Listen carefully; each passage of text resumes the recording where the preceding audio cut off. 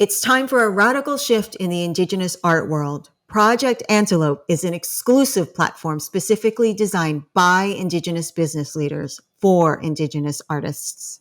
Today's guest is Project Antelope artist Priscilla Bell Lamberty. Priscilla is from North Philadelphia. As an artist, she looks toward her family, surroundings, and cultural heritages for guidance and inspiration.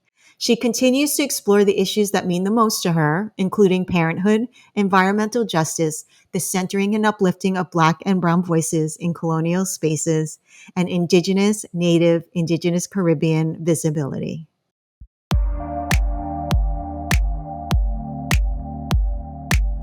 Family, friends, community. You're listening to On Being Indigenous with your host, Tyler Nagoya.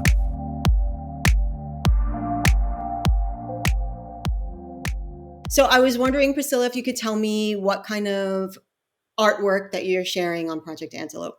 So a lot of the work that I have on Project Antelope, I have prints on there of some of my previous paintings that have to deal with like decolonization is like a main theme that I've been working on for the last, I think, almost like 2 decades of my career.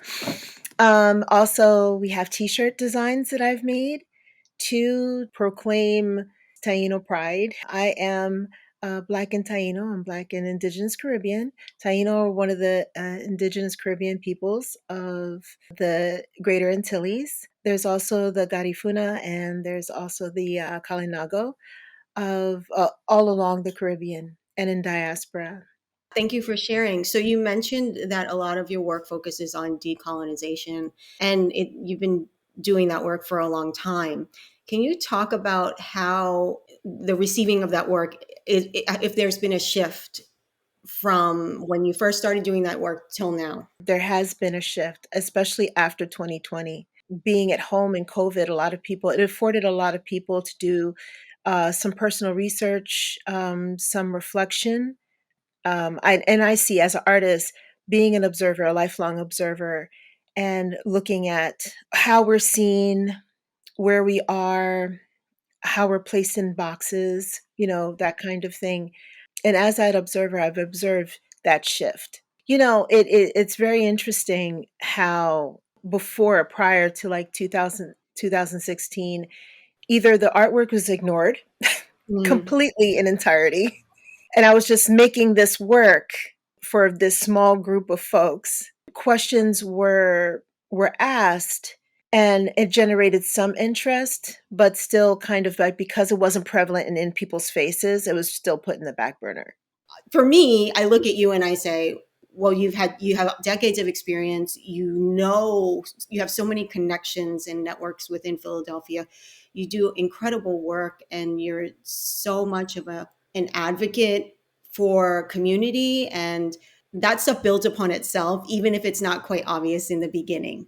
You bring such depth and power to these images that you put out, and it's just part of making that change. Now we have your work on Project Antelope, and people from all over the globe will see it and they'll be able to have context for it and immediately understand. Even you have a t-shirt that says Taino on it, and people really are starting to get it. These kind of words and the work that's being done is recognizable now more than ever. Thank you. Thank you. I am so super excited as you were saying that, I was thinking about, there were folks that came before me that helped me and paved the way for me. And then I feel that I'm in a space where I can do that for others as well. And that's actually like really, it's really awesome. It's really awesome to see like a lot of these younger artists come out and grow and, take up the space that they need to take up. I'm like giddy. Every time I like look at Instagram nowadays, and it's like, wow, this is really great. Look at this poster, or like, look at this, artist that's, bringing a lot the these issues to the forefront. Unapologetically, right? Like, yes, their space, and that's building on the work that you've done and the people before you have done, and so that's just the beautiful thing about evolving. Yeah, and I'll do it all over again. I'll do it all over again because, it's when you do this kind of work, it's not really for like the fame or the money or anything like that. It's definitely just like it's for the people, it's for the community. How does where you live inform your work? And you've touched upon this a little bit, but I would love to talk about your Philly roots and anything else you have to share. I'm born and raised here in North Philadelphia. My parents are not from here. My mother's from Borigen, which is the Taino name for Puerto Rico. And my father's from the Midwest. They both met here. Philadelphia is the birthplace of the United States. I mean, that's all you saw, right? You went on school trips and things of that nature, and you went to the Independence Hall and American flag and rah rah and all that. And then I would go home. There's this contradiction, right? The crumbling buildings, the factories closing down, and the color that I was able to see and the bright points and the bright spots were the graffiti that was on the walls, like these beautiful paintings, right? Done by these artists. And that was my art gallery.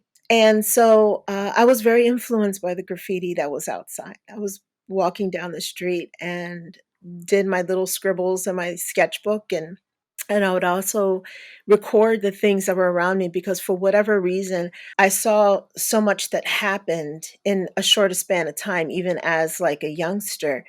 Like I remember my mother working in the factories when she first came here, but then the factories closed down, and then the disintegration and dilapidation started, like, and it went like literally like within a few years. As a little kid, I was like, I have to like draw this, right? I was drawing like my neighborhood, and oh, this family moved away, and oh, this house is abandoned, and oh, it caught fire, and oh, let me draw this. So I started doing that, and then in between that, I tried my little hand at graffiti because that's what was on the wall.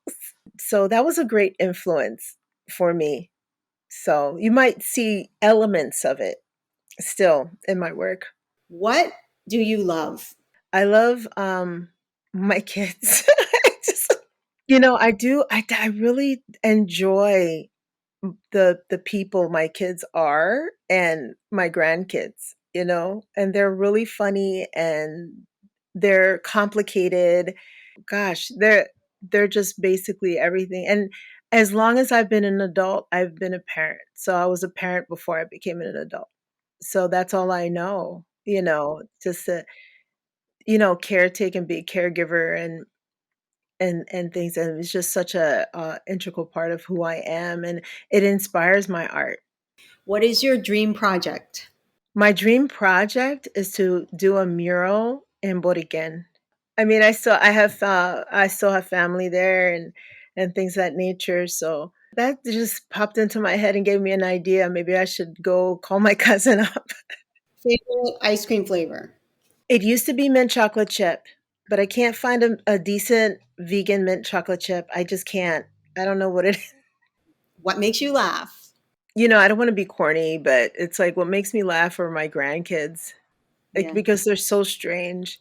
I love it. It's like They're just they they're are who just they are. people, right? They're just like odd in their own way. Which is, I have three girls, granddaughters, and little one on the way, little boy on the way. It's so wonderful that you have that. Is it true that grandchildren, there's a totally different connection and love with grandchildren than it is with your own children? I think when you're raising your children, you're so consumed with all of their needs, right? And you want to do the right thing, and you want to make sure that you're not going to like damage them in any way, right? And you're so worried about it. So you're so preoccupied. You really don't get to enjoy, right? And you love them to death, but it's like you just want them to be like everything's okay, right? And with your grandchildren, that's their parents' problem, and you just want to You spoil get them. That's present. it. What do you think is the best way to connect with another person? I really firmly believe in like nonverbal communication and how that manifests in so many different ways. I wasn't a very verbal kid. Just being present, and being there with folks and just trying to connect with them in ways where it's beyond just the superficials, just beyond face, right? And it's one thing to say, "Oh, hi, how are you?" But it's another thing to kind of like really want to know how they're doing and listening and letting them know that you are listening and, just kind of like have that connection with others. What is your dream travel destination? I actually would like to go visit Dominica. There's a Kalinago reservation down there. I would just like to talk to the folks down there. There are relations, the Taino relations and stuff like that, just to kind of like just have conversation and get to broaden my understanding about my own self, my own ancestral connection. And because they're in the islands, but they have a different history than we do. We were so much closer together pre-colonialism, and after contact, the French took this part, the Dutch took that part, the English took this part, and it just kind of like separated us, almost like tragically, but arbitrarily, because of these borders that they created. And it wasn't like that before. We were like one people. Priscilla, I'm really happy to have you as a partner on Project Antelope. We're looking forward to growing and building with you, and I'm really excited to see where this all goes. So thank you for joining us like in the beginning. It's really cool. Thank you. And thank you for taking the time, making the space to chat with us today. It was fun. Thank you so much. Thank you for this opportunity to have this conversation. This is wonderful. You've been listening to On Being Indigenous. For more information on Project Antelope artists, visit projectantelope.com or follow us on Instagram at Project Antelope. Please follow, like, and subscribe. And if you're so moved, leave us a review. We love those. Have a gorgeous day.